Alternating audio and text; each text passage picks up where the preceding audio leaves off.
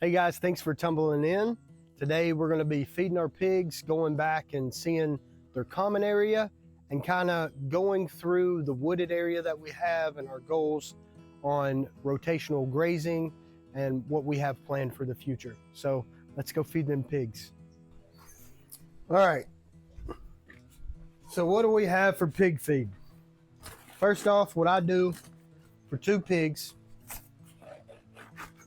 is I like to do 1 quart of Tasty 10, and every single one of these feed choices will be in the description below, so be sure to check that out, comment on it, and let me know what you think is best. But this one is my favorite. It is the Nature's Crest swine feed. It's a 15 to 16%, and there is no GMO additives. I do 1 scoop of it, which this equals a 1/2 quart. And this one right here is to beef these boys up, give them some muscle. This is an 18% protein. Like I said, all the details will be in the caption below. Also, we want to spoil them a little bit. We got a few little scraps that we got left over here, and we got some whey from our farmer's cheese that Taylor made. So let's go feed these boys. All right, girls, let's go. Sue! Sue! We got it. Hey, boys. Hey, boys. Look at them. Hey, boys. Let's go eat. Y'all want to eat? Got some scraps here for you boys. Look at that.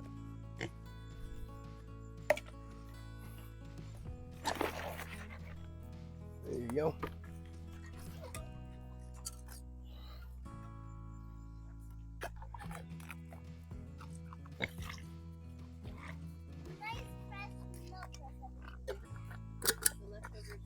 All right, let's kind of talk about what we got going on over here. Get us lined up. So we have a 32 by 32 pen. This is what we're going to describe as our common area. The common area is where they're gonna have shelter and they're gonna have water. Leftover spaghetti. Leftover spaghetti. And we have a gravity feeder here. I got this because I felt like I needed it. But in reality, I really don't think that we do, because the whole reason why we got these pigs is to help forage the backland that we have back here. And here in a minute, we'll take you a walk back there, or take you for a walk back there, and also tell you what plans we have for the rotational grazing. For one, we have a gate right here that will potentially be the access point for paddock 1. So we'll take Premier 1 fencing, we'll move it around the back half of our property, and this will be the exit for them to be able to go out here, forage, till up the land, and hopefully make the soil in better condition than the way that we found it. The other goal is to put another gate on this back side over here. And if you notice, there's a ton of wooded area back there. That's the area that we want to develop. And these guys are gonna do that for us. They're gonna eat all of the poison ivy that my wife is extremely allergic to. They're gonna help till up the land. I've kind of taken down some of the upper level trees so that we can get some more sunlight down to that next level, and then hopefully grow that into a nice area. The owners before us, like me and my wife's mentioned before in our intro video, if you haven't seen that, please be sure to go check that out. It's just an intro video kind of discussing who we are as a family, what this homestead looks like, and what our plans are for the future.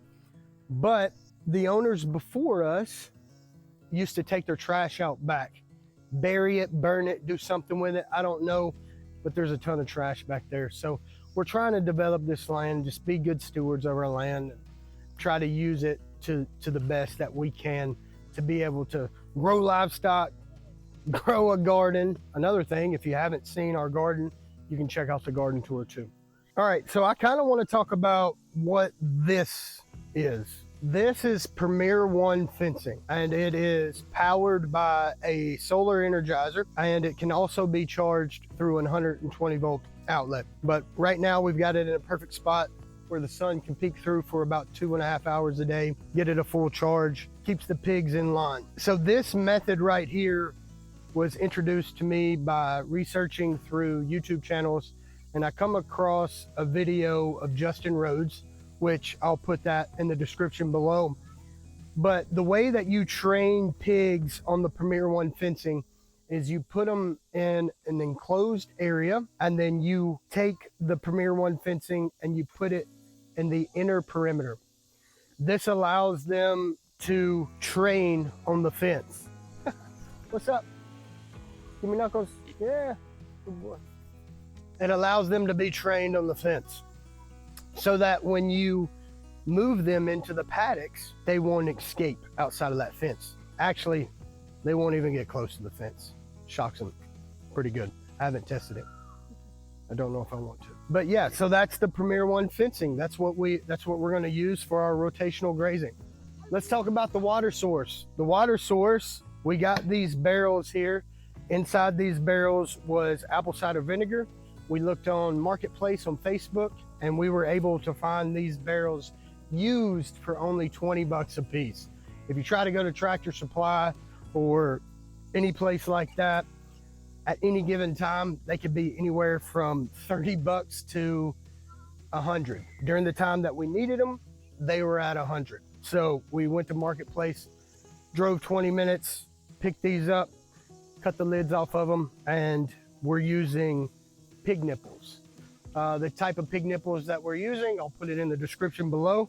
But we drilled a hole, we put these pig nipples in, and then in order to train them on this, I also learned from Justin Rhodes, you put peanut butter on the nipples, and then I just kind of clicked it like this until it got their attention, and then they walked up to it. They discovered the peanut butter.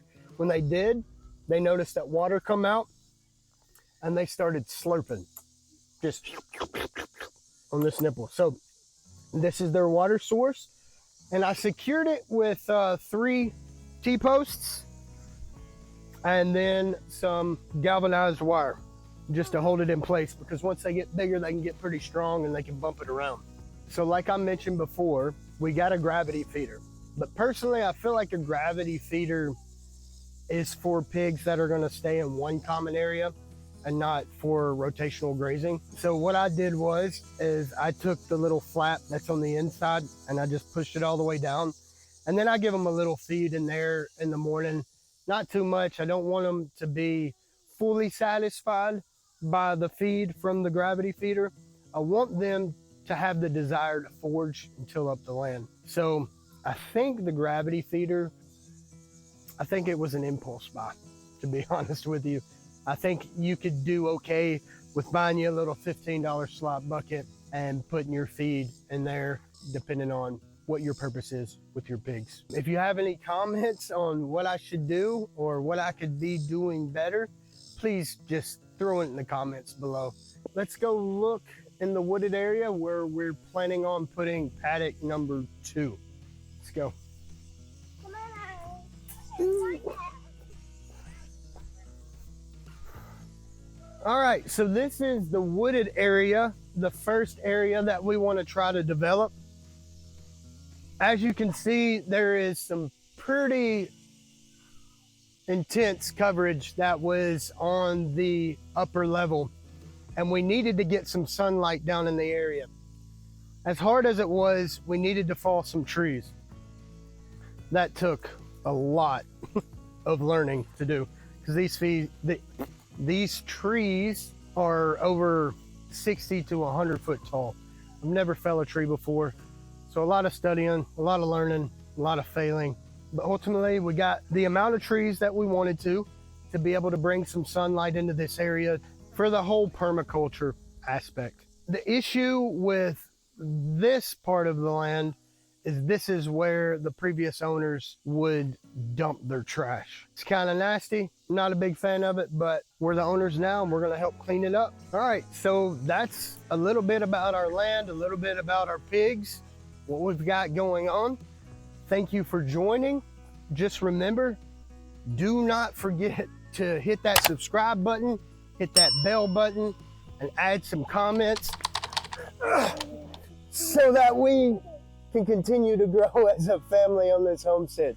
Thank you guys. Thanks for tumbling in, and see you next Friday. Bye.